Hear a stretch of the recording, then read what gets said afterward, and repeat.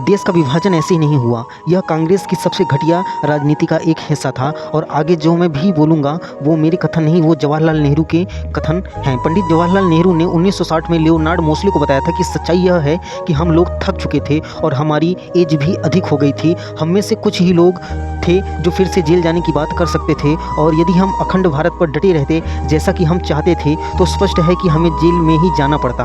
हमने देखा कि पंजाब में आग भड़क रही है और सुना कि प्रतिदिन मारकाट हो रही है। बंटवारे की योजना ने एक मार्ग निकाला और हमने उसे स्वीकार कर लिया।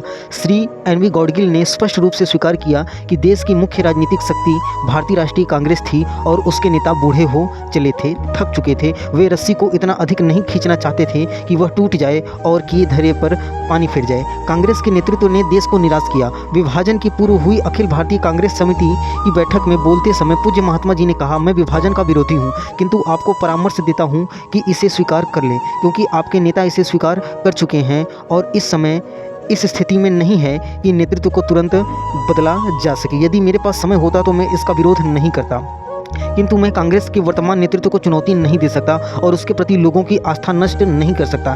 ऐसा मैं तभी करूंगा जब मैं उनसे यह कह सकूंगा, लीजिए यह रहा वैकल्पिक नेतृत्व। ऐसे विकल्प के निर्माण का मेरे पास समय नहीं रह गया है, अतः इस कड़वी औषधि को मुझे पीना ही होगा।